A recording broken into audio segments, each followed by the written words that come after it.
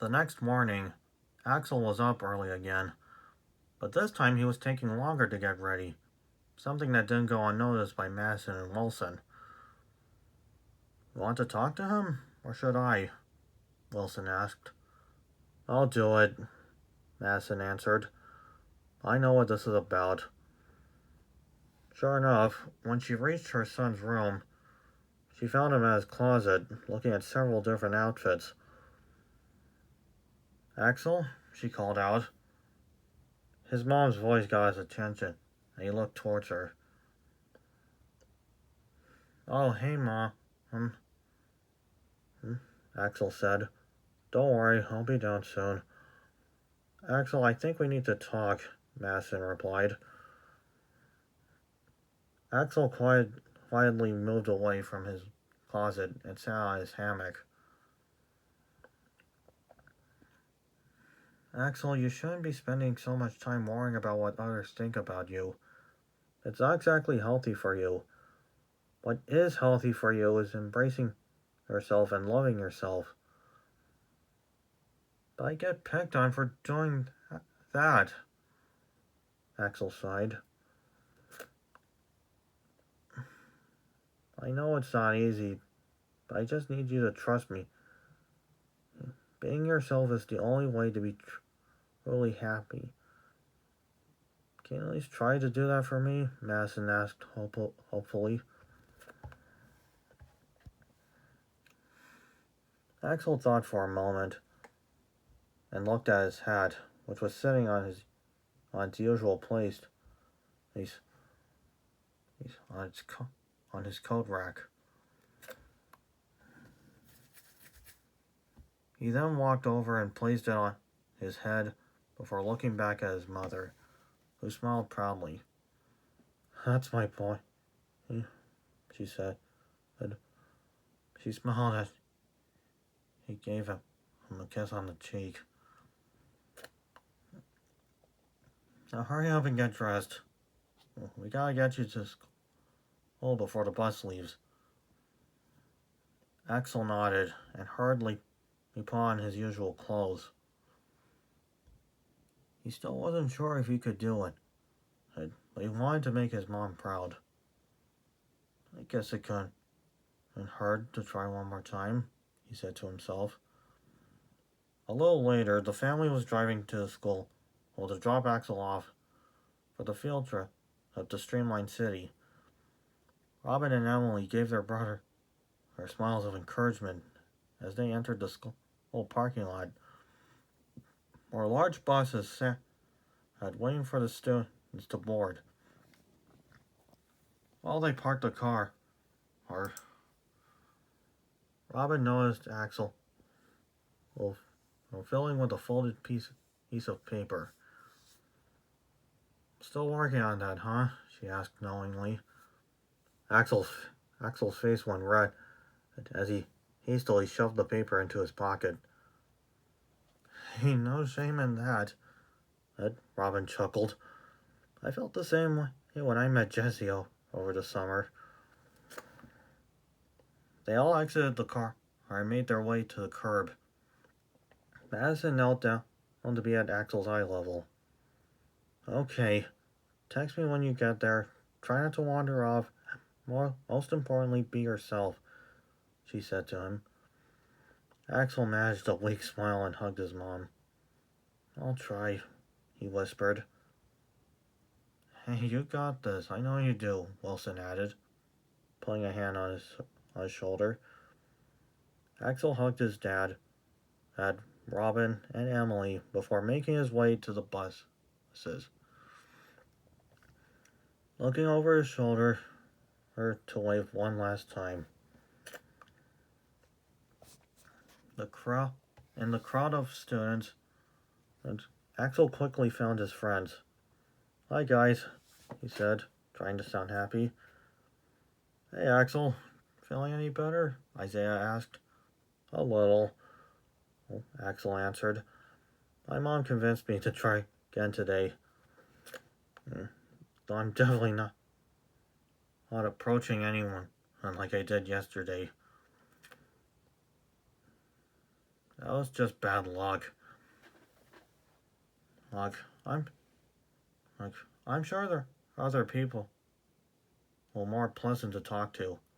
Oh, Samantha encouraged. I second that, Olive added.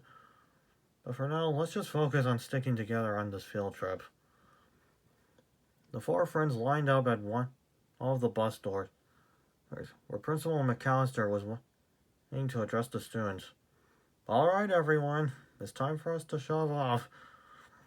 When we get to the city, please stay in your bus group. These will be your groups for the duration of the trip, so please stick together. We don't want to be losing anyone. Moving in single file, the sixth graders all boarded the buses, and once everyone was on board, they set off for Streamline City. The journey was an hour and a half at most. Leaving Benwood behind and traveling a long tunnel under the crags to reach the highway. As the bus drove further away from Benwood, Axel couldn't help but feel anxious. Truthfully, this was the farthest he had ever been away from home, and it felt even more nerve-wracking to be so far away from his family. Well, at least I'm with my friends, he said to himself as he continued to stare out the window. A few rows back on the other side of the bus was Chloe. She had seen Axel arrive. He had wanted to talk to him, but there was a part of her that felt like she should leave him alone. I really hope what I said yesterday didn't hurt him. I was just trying to help him, she thought.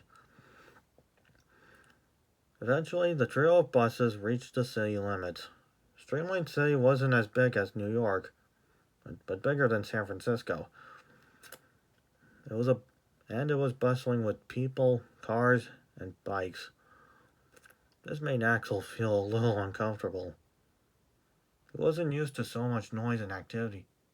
He pulled on his hat timidly. As they crossed over a bridge, something caught Samantha's eye. Look at that, she exclaimed, pointing at the window. In the distance, visible above of several skyscrapers, there was a massive, clear orb with a red light inside it.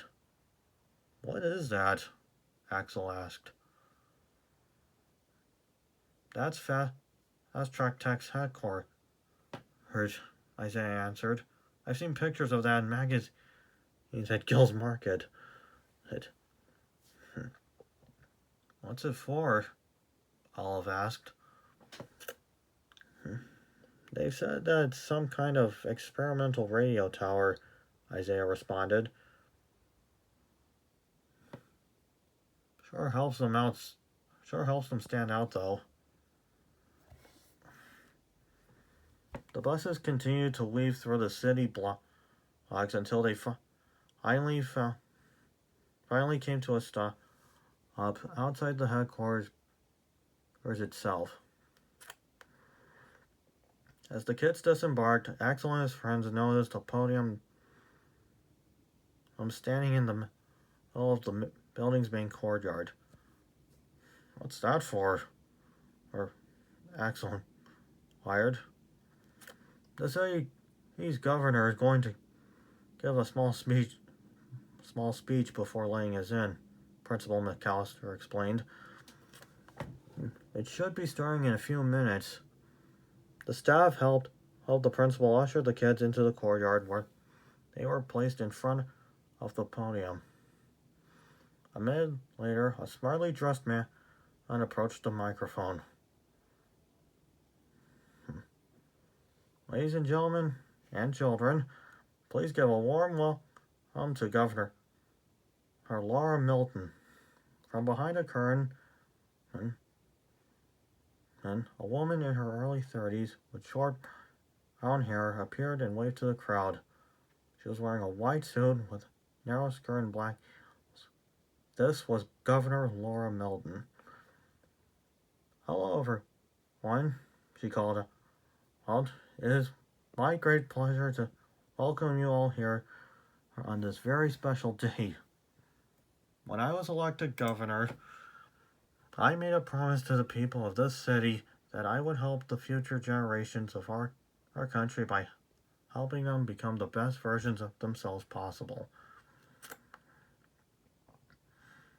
And we're better to accomplish such a task than right here at Fast Track Tech.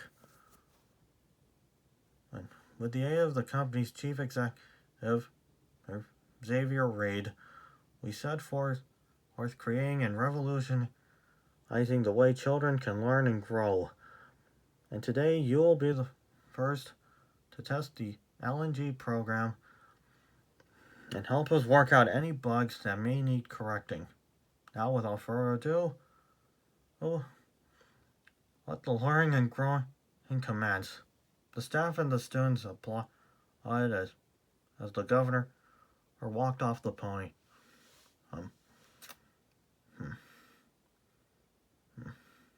Xavier Reid then motioned for the students to follow him into the building. Inside, the building was massive. It had several floors and many escalators going every direction imaginable. In the middle of the lobby, a woman in a uniform was waiting for the students. Before we began the learning and growing trials, I've insisted that Professor Reid allow you kids to receive a tour of the facility first. But for security purposes, please put all phones and other electronic devices in the bins after your visit is over. The kids weren't too happy about this, but most of them understood the importance of security. After that was taken care of, the kids followed the guide up the first escalator and into a large hallway filled with windows. This is our innovation department, where our top engineers and inventors are constantly working on many wonderful inventions that could one day change and improve the way humans live today. As they passed the various rooms, Axel's gaze was fixed upon the different pieces of machinery that were being worked on inside. He saw what looked like some kind of green bumper car with an antenna on the back, an automatic fire extinguisher, and a pair of modified shoes. Interesting, he said to himself. On the next few floors, the kids saw all kinds of things that the employees of Fast Track Tech had built as potential products. But it wasn't just inventions that were housed in the building. On the roof was a special garden for nurturing various types of plants and for experimenting with new gardening methods. On the 5th floor was a research laboratory for experimenting with insects and arachnids. The 3rd floor housed a massive meteorology lab for studying weather patterns. On the 7th floor, there was a technology lab for creating new computers, phones, and even virtual reality systems. By the time the kids had seen all the rooms that were publicly accessible, it was nearly noon, and everyone was getting hungry. All right, everyone, we're going to go to the food court for some lunch, and we'll meet back here in an hour or so for you kids to see the learning and growing program in action. And Principal McAllister instructed. The food court was a collection of several different fast food and coffee house chains available for the employees and visitors to get something to eat and drink during the day. Axel, Samantha, Isaiah, and Olive all got their food and found a table to eat at by the window. So what's the verdict of the... So what's the verdict on this place? Isaiah asked. I think it's pretty cool, Samantha replied. Lots of inventions in one building. I guess it's alright, Olive added. I just don't see what all the hype is over for some learning program. Can't be any different from math equals fun from kindergarten. That was a fun computer game, Axel reminisced. I'm with Olive on this one, Isaiah remarked. I get that politicians want to keep the people on their side, but this seems like an unusual direction to go after they're getting elected. As they continued to chat, Axel suddenly felt a gurgling sensation in his stomach. I gotta go to the bathroom, he said to himself, and walked away from the table. But his friends were too invested in their conversation to notice. Axel went to the directory and quickly found the nearest bathroom down the hall, past the lobby, and further down another hall to the left. He scurried down the hallways and soon found what he was looking for. Once he was finished, Axel started walking back. But then something caught his attention. In the corner of his eye, he saw Governor Melton walking past at the other end of the hall with Professor Reed, and she looked frustrated. It wasn't exactly her presence that confused Axel. It was the look on her face. As they walked away, he could hear them talking loudly, but not loud enough where he could hear what they were exactly saying. And despite everything his mom had told him about it being rude to eavesdrop, Axel found himself slowly following them. He slowly trailed behind the her and Professor Reed.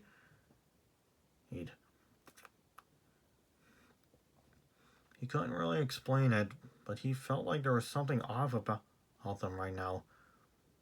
After going left and right through a series of hallways, Axel finally found himself at a dead end, and the two adults were nowhere to be seen. Where'd they go? Well, he asked. He looked around, but he couldn't see anything that even remotely resembled a door or even anything a person could move through.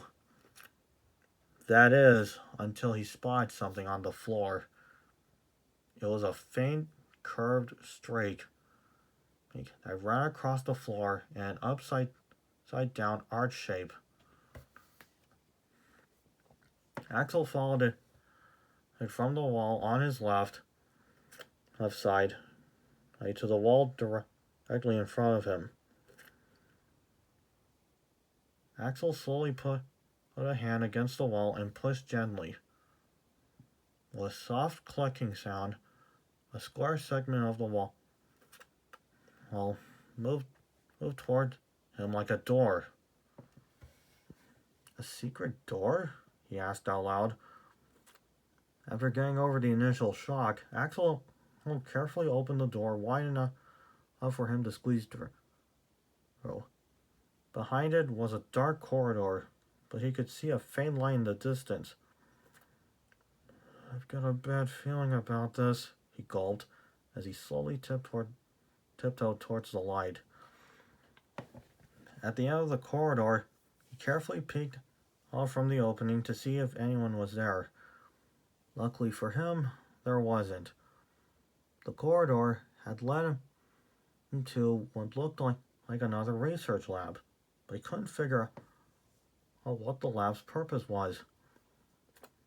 He then noticed something in the far corner. As he got closer, he realized it was a wall of animal cages. In the first one, he found a great cat standing there. and only standing there. As Axel approached the cage, it didn't hiss, it didn't back away, it didn't even look at him. Axel tilted his head in confusion. He gently tapped his finger against the cage door to try and get its attention, but it still just stood there, doing absolutely nothing. That's a little creepy, he murmured as he moved to the next cage. This one contained a small dog, but like the cat in the previous cage, it didn't do anything other than just standing in the middle of it. Even when Axel softly called out to it, it still just blankly stared off into space. Now Axel was beginning to get scared. As he looked at the rest of the cages, he found all sorts of animals in the exact same state as the cat and the dog, blankly staring off into space as if nothing was there in front of it. Axel finally had enough and moved away. What happened to them? He shivered.